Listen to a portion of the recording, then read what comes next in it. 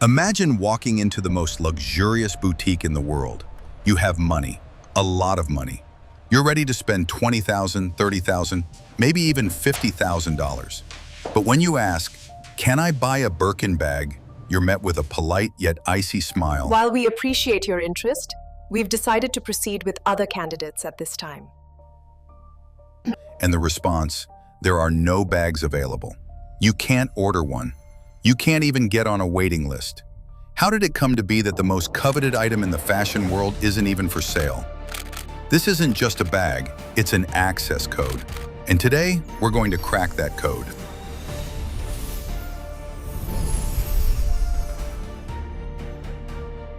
It all began not with a brilliant plan, but with a chance encounter. In 1983, British actress and style icon Jane Birkin was on a flight from Paris to London. Seated next to her was none other than Jean-Louis Dumas, the chairman of Hermès. Jane's straw basket spilled, scattering its contents across the floor. She complained to Dumas that she couldn't find the perfect weekend bag, one that was both spacious and elegant. Dumas replied, "I'll make it for you." Right there on an airplane's sickness bag, they sketched out the first design together. This wasn't a marketing campaign. This was a real story that transformed a mere item into a personal artifact, created for an icon. But Hermès went further. They realized they had created something more than just a bag. They had created a symbol. And for this symbol not to lose its value, it couldn't just be sold. It had to be offered. Hermès produces a very limited number of Birkin bags each year. No one knows the exact figure, it's a trade secret. But experts agree that demand exceeds supply by tens, if not hundreds of times. There are no official waiting lists. Instead, there is an unspoken system. To be offered the chance to buy a Birkin, you must become a friend of the house. You have to spend tens of thousands of dollars on other products, scarves, tableware, belts, clothing. And only then, maybe, one day, your personal sales associate will take you to a secret room and bring out a single bag. You don't choose the color or the leather. You take what you are given. This transforms the purchase into an initiation, into the ultimate reward for loyalty. But even the most brilliant scarcity wouldn't work without a product that feels like a work of art. Each Birkin bag is created from start to finish by a single artisan. One person spends from 18 to 48 working hours on a single bag. They select the leather, hand stitch it with the famous saddle stitch that is impossible to replicate on a machine, and polish the hardware. The artisans train for years to master this. The leather is a universe in itself. Hermès owns its own farms and tanneries to control the quality. They use only flawless hides. Any defect, even the smallest one, and the leather is rejected. The hardware is often plated with real gold or palladium. This is not mass production. This is craftsmanship in its absolute form. When you hold a Birkin, you are not just holding a bag.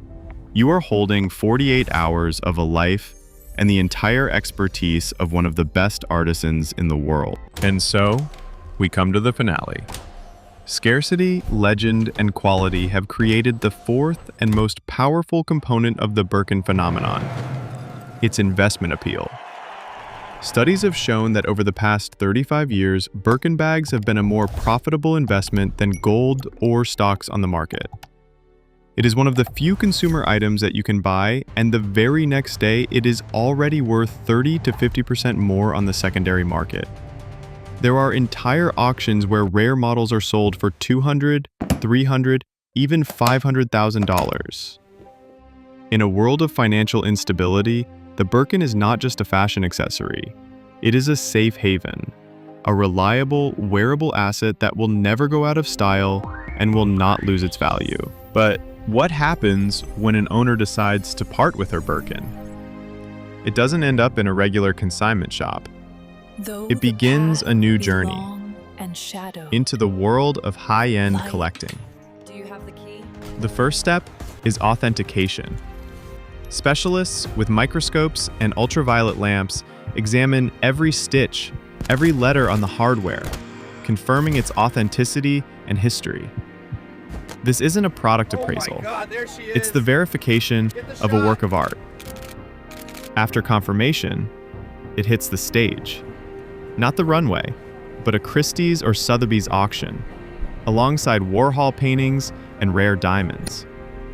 Here, it's not fashionistas who vie for it, but collectors from all over the world. Every strike of the gavel isn't just a price increase. It's a new layer added to its legend. The price is determined not only by the leather and hardware, but by its provenance, the history of its previous owners. And so, it finds a new keeper. Perhaps it will end up in a climate-controlled vault in Geneva, as part of a priceless collection. Or maybe it will venture out into the world again, on the arm of a new owner, beginning the next chapter of its odyssey. After all, you never truly own a Birkin. You merely look after it for the next generation. In a world where luxury brands spend hundreds of millions of dollars on glossy advertisements, celebrity ambassadors, and grand fashion shows, Hermès seems almost silent. You won't see their logo on every corner. So how do they manage to stay at the top, possessing the strongest and most desired brand in the industry? The answer is simple. They don't need traditional advertising. They have the Birkin. The Birkin isn't a product. It's a marketing engine fueled by pure desire. It's the sun around which the entire Hermès universe revolves. And this creates what's known as the halo effect. 99% of clients entering a boutique know they won't buy a Birkin today, but they can buy a piece of its magic: a legendary silk carré scarf, a recognizable enamel bracelet, a bottle of perfume, or a tie. Each of these items isn't just a commodity.